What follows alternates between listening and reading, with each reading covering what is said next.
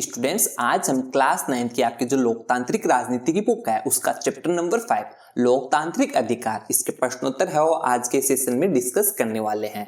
तो चलिए शुरू करते हैं फर्स्ट क्वेश्चन से।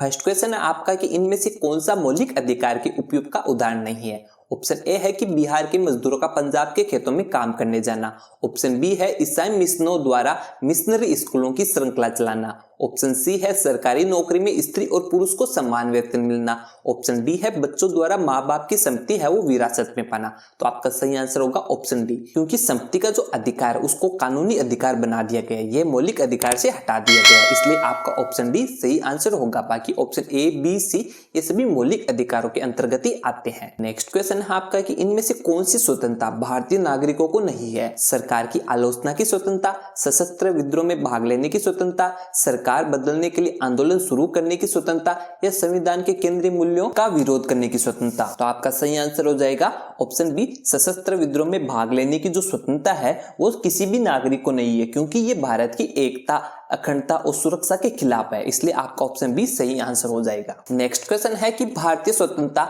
इनमें से कौन सा अधिकार है वो देती है। काम का अधिकार, पर्याप्त जीविका का अधिकार, अपनी संस्कृति की रक्षा का अधिकार या निजता का अधिकार। तो आपका सही आंसर हो जाएगा ऑप्शन सी, अपनी संस्कृति की रक्षा का अधिकार। अपनी संस्कृति की रक्षा का अधिकार भारतीय संविधान में आर्टिकल नंबर 29 और 30 में दिया गया है कि हमें अपनी संस्कृति की रक्षा करने का अधिकार है। बाकी ऑप्शन ए और बी और सी वो सभी अधिकार तो हैं, जबकि वो संविधान में लिखित नहीं है। नेक्स्ट क्वेश्चन है कि उस मौलिक अधिकार का नाम बताइए जिसके तहत निम्नलिखित स्वतंत्रताएं हैं वो आती है। अपने धर्म का प्रचार करने की स्वतंत्रता, तो यह किसमें आता है, धार्मिक स्वतंत्रता का अधिकार। नेक्स्ट है जीवन का अधिकार, तो यह कौन सा अधिकार है, स्वतंत्रता का अधिकार। नेक्स्ट है छुआछूत की समाप्ति, तो यह कौन सा अधिकार है, समानता का अधिकार। और नेक्स्ट है बेकार पर प्रतिबंध, तो यह कौन सा अधिकार है, शोषण के विरुद्ध अधिकार। नेक्स्ट क्वेश्चन है आपका कि लोकतंत्र और अधिकारों के बीच संबंधों के बारे में इनमें से कौन सा बयान है जो ज्यादा उचित है। अपनी पसंद के पक्ष में कारण है वो बताना है आपको। हर लोकतांत्रिक देश अपने नागरिकों को अधिकार देता है। अपने नागरिकों को अधिकार देने वाला हर देश है वो लोकतांत्रिक है, और अधिकार देना अच्छा है पर यह लोकतंत्र के लिए जरूरी नहीं है। तो इस चैप्टर में आपने पढ़ा है कि लोकतांत्रिक देश के अंतर्गत तो अधिकार दिए जाते हैं, परंतु कई बार ऐसा भी देखा गया है कि अलोकतांत्रिक देश में भी नागरिकों को कुछ अधिकार दिए जाते हैं। लेकिन हर देश लोकतांत्रिक है ऐसा बिल्कुल भी नहीं कहा जा सकता, परंतु लोकतांत्रिक देश में नागरिकों को अधिकार है वो दिए ही जाएंगे। तो इसका आंसर आपको इस प्रकार लिखना है कि यह सर्वाधिक उपयुक्त कथन है कौन सा, ऑप्शन ए, कि हर लोकतांत्रिक देश अपने नागरिकों को अधिकार देता है, क्योंकि लोकतांत्रिक देश में वहां के नागरिकों को उनमें कुछ अधिकार की गारंटी भी दी जाती है। कई बार लोगों के पास ऐसा भी ऑप्शन होता है कि गैर लोकतांत्रिक देश में भी कुछ अधिकार हो सकते हैं, पर इस आधार पर हम उन्हें लोकतांत्रिक नहीं कह सकते। इस प्रकार से आपको इसका आंसर लिखना है। नेक्स्ट क्वेश्चन है कि स्वतंत्रता के अधिकार पर ये पाबंदियां क्या उचित है। अपने जवाब के पक्ष में आपको कारण बताना है। फर्स्ट है कि भारतीय नागरिकों को कुछ सुरक्षा कारणों से कुछ सीमावर्ती इलाकों में जाने के लिए अनुमति लेनी पड़ती है। तो हम ये कह सकते हैं कि देश की सुरक्षा ही जनता की सुरक्षा है। यदि सरकार इसको देखते हुए कुछ संवेदनशील सीमावर्ती इलाकों में लोगों के घूमने पर अगर प्रतिबंध भी लगाती है तो यह उचित है, क्योंकि इससे न केवल संबंधित व्यक्ति बल्कि इसका फायदा उठाकर जो राष्ट्र का विरोध करते हैं वो गतिविधियों में शामिल होकर दुश्मन से जो सूचनाएं हैं उनका आदान प्रदान भी कर सकते हैं। साथ ही इस तरह की स्वतंत्रता से सीमा के आर पार बहुत ही अवैध व्यापार है वो बढ़ सकता है और घुसपैठ को भी बढ़ावा मिल सकता है। तो इस प्रकार हम कह सकते हैं कि भारतीय सरकार अगर नागरिकों की सुरक्षा के लिए इन इलाकों में अगर कुछ प्रतिबंध भी लगाती है या कुछ नियम भी बनाती है तो हमें यह मानना चाहिए। नेक्स्ट क्वेश्चन है कि स्थानीय लोगों के हितों की रक्षा के लिए कुछ इलाकों में बाहरी लोगों को संपत्ति खरीदने की अनुमति नहीं है। हम यह कह सकते हैं कि नागरिकों को संविधान द्वारा दी गई स्वतंत्रता के अंतर्गत देश में कहीं भी बस जाने की स्वतंत्रता भी है, परंतु यदि सरकार स्थानीय लोगों के हित में यह फैसला लेती है कि कोई भी बाहरी व्यक्ति किसी विशेष क्षेत्र में संपत्ति नहीं खरीद सकता है तो हम कहेंगे यह एक उचित फैसला है, क्योंकि ऐसा वहां के लोगों के लिए उनकी संस्कृति की पहचान को बचाने के लिए भी किया जाता है। तो हम ये कह सकते हैं कि यह फैसला सरकार ऐसा वहां के लोगों की संस्कृति की पहचान को बनाए रखने के लिए करती है। इस प्रकार से आपको इसका आंसर लिखना है। नेक्स्ट क्वेश्चन है कि शासक दल को अगले चुनाव में नुकसान पहुंचा सकने वाली किताब पर सरकार प्रतिबंध लगाती है। तो हम ये कहेंगे कि लोगों को संविधान के अंतर्गत अपने विचारों की अभिव्यक्ति की स्वतंत्रता है वो तो प्राप्त है, और किताब है वो विचार व्यक्त करने का एक माध्यम है, बल्कि शर्त यह है कि ऐसे विचार समाज के विरोधी और राष्ट्र विरोधी न हो।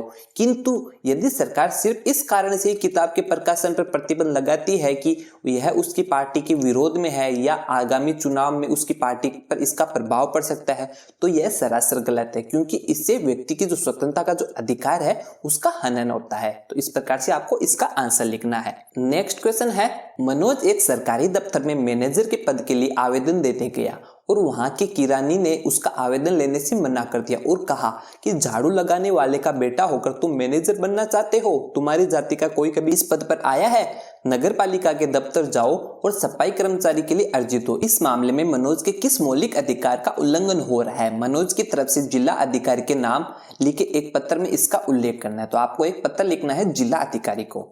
तो स्टार्टिंग ऐसे करनी है कि सेवा में जिला कलेक्टर और जिस जिले के कलेक्टर हैं वहां की डिटेल्स यहाँ लिखनी है। विषय है मौलिक अधिकारों के उल्लंघन के संबंध में। श्रीमान, नम्र निवेदन है कि मैं मनोज पुत्र श्री उसके फादर्स का नेम और निवासी दिनांक 19/1/2023 को यहाँ पे सरकारी दफ्तर का नाम लिखना है और के सरकारी दफ्तर में मैनेजर पद के लिए आवेदन देने गया। वहां संबंधित किरानी ने आवेदन लेने से मना कर दिया, जबकि मैं उक्त पद हेतु समस्त योग्यताओं को पूरा करता हूं। उपयुक्त घटना में हमारे अवसर की समानता के अधिकार का उल्लंघन हुआ है। साथ ही संविधान के उपबंध के तहत अस्पृश्यता के अंत भी किया गया है, किंतु मेरे साथ अस्पृश्य व्यवहार किया गया है। तो अतः मेरा आपसे निवेदन है कि आप इस विषय में आवश्यक कार्रवाई करें। भवदीय मनोज। तो इस प्रकार से आपको एक पत्र लिखना है जिला कलेक्टर को। नेक्स्ट क्वेश्चन है, जब मधुरिमा संपत्ति के पंजीकरण वाले दफ्तर गई तो रजिस्ट्रार ने कहा आप अपना नाम मधुरिमा बनर्जी बेटी A.K. बनर्जी नहीं लिख सकती, आप शादीशुदा है और आपको अपने पति का ही नाम देना होगा। तो मधुरिमा इस बात से सहमत नहीं हुई। उसने कहा अगर शादी के बाद मेरे पति का नाम नहीं बदला तो मेरा नाम क्यों बदलना चाहिए? अगर वह अपने नाम के साथ पिता का नाम लिखते रह सकते हैं तो मैं क्यों नहीं लिख सकती? आपकी राय में इस विवाद में किसका पक्ष सही है और क्यों? तो मेरे विचार में रजिस्ट्रार की जो सलाह है वो बहुत ही पुराने विचारों से प्रभावित है और वो अनुचित भी है। मधुरिमा का कहना भी बिल्कुल सही है कि यदि विवाह के बाद उसके पति का नाम नहीं बदलता तो उसका नाम क्यों? वास्तव में इस तरह का जो रिवाज है पुरुष प्रधानता का सूचक है। यह महिला पुरुष समानता के विचार का भी विरोधी है और यह महिला के स्वतंत्रता की भावना के भी विरुद्ध है। तो इस प्रकार से आपको इसका आंसर लिखना है। नेक्स्ट क्वेश्चन है कि मध्य प्रदेश के होशंगाबाद जिले के पिपरिया में हजारों आदिवासी और जंगल में रहने वाले लोग हैं वो सतपुड़ा राष्ट्रीय पार्क, बोरी वन्य जीव अभ्यारण्य और पंचमढ़ी वन्य जीव अभ्यारण्य से अपने प्रस्तावित विस्थापन का विरोध करने के लिए जमा हुए। उनका कहना था कि यह विस्थापन उनकी जीविका और उनके विश्वासों पर हमला है। तो सरकार का दावा है कि इलाके के विकास और वन्य जीवों के संरक्षण के लिए उनका विस्थापन जरूरी है। जंगल पर आधारित जीवन जीने वालों की तरफ से राष्ट्रीय मानवाधिकार आयोग को एक पत्र लिखना है आपको और उसके बाद इस मसले पर सरकार द्वारा दिया जाने वाला संभावित जवाब भी लिखना है और इस मामले पर मानवाधिकार आयोग की रिपोर्ट है वो भी तैयार करनी है। तो आपको 3 प्रश्न पूछे गए इस क्वेश्चन में। तो सबसे पहले आपको पत्र इस प्रकार से लिखना है कि सेवा में अध्यक्ष राष्ट्रीय मानवाधिकार आयोग श्रीमान, निवेदन यह है कि हम वनवासी लोग सतपुड़ा राष्ट्रीय उद्यान, बोरी वन्य जीव अभ्यारण्य और पंचमढ़ी वन्य जीव अभ्यारण्य क्षेत्रों में सैकड़ों वर्ष से रहते आ रहे हैं। हम वनवासियों की हर गतिविधि है वो वन से ही जुड़ी हुई है। हमारी आजीविका का मुख्य स्रोत वन है और इन वनों से ही हमारी परंपराएं और जो मान्यताएं हैं वो जुड़ी हुई है। आज सरकार विकास और वन्य जीवों की सुरक्षा के नाम पर हमें यहाँ से विस्थापित करना चाहती है, तो इससे हमारा जीवन है वो बुरी तरह प्रभावित होगा। अतः श्रीमान, आपसे निवेदन है कि हमारी समस्याओं को ध्यान में रखते हुए हमें न्याय दिलाए। इसके लिए हम वनवासी सदैव श्रीमान के आपके आभारी रहेंगे। बहुदीय वनवासी और जो भी क्षेत्र का नाम लिखना है। अब सरकार का पक्ष क्या है वो लिखेंगे। क्षेत्र के विकास और वन्य जीवों की सुरक्षा को ध्यान में रखते हुए सरकार ने जो यह फैसला किया है कि सतपुड़ा राष्ट्रीय उद्यान, बोरी वन्य जीव अभ्यारण्य और पंचमढ़ी वन्य जीव अभ्यारण्य क्षेत्रों से वनवासियों को विस्थापित कर कहीं और उनका पुनर्वास किया जाए। इससे न केवल वन्य जीवों की सुरक्षा मिलेगी बल्कि क्षेत्र में विकास कार्यों द्वारा यहाँ के लोगों को राष्ट्र की मुख्य धारा से भी जोड़ा जा सकेगा। इनके लिए स्वस्थ पेयजल, चिकित्सा, शिक्षा, आवास आदि जैसी मौलिक सुविधाएं हैं वो भी उपलब्ध कराई जा सकेगी। तो हम ये कह सकते हैं कि सरकार का पक्ष भी सही है अपनी जगह।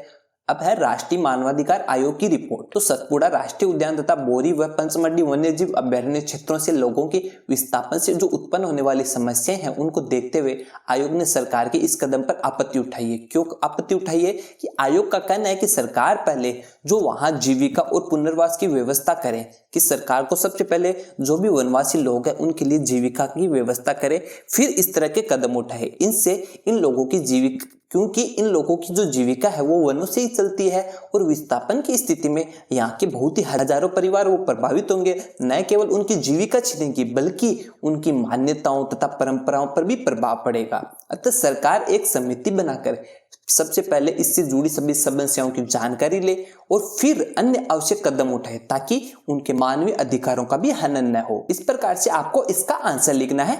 Thank you so much.